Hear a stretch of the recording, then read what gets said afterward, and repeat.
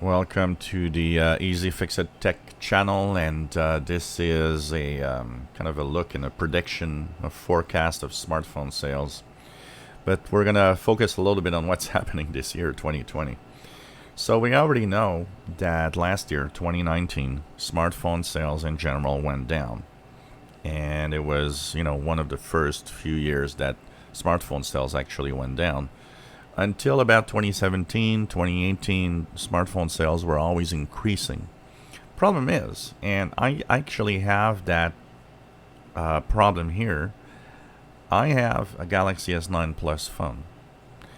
And what I realize, even though my contract is about to end, is that I do not see the need for a new smartphone.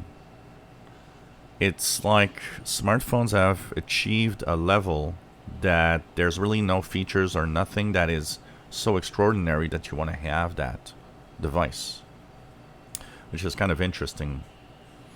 And of course, this year, 2020, something hit, and it's the COVID-19. And of course, the coronavirus made phone sales dip really, really bad.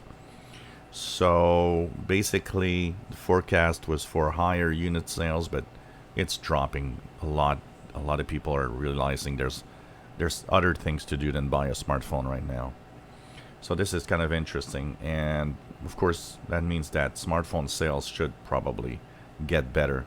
And the forecast, actually, according to IDC, is that next year, the smartphone sales will be much higher. And the reason why? Because this year not a lot of people bought or purchased a smartphone. So it's going to be interesting. But after that, you see that it levels off, actually. And I think as long as there's no amazing new feature, I don't think that the future of the smartphone market is going to change much. And people are holding on to their phones a lot more now. So that also is something interesting to talk about and to see for the future. If you enjoy my videos, please subscribe, give us thumbs up. Thank you for watching.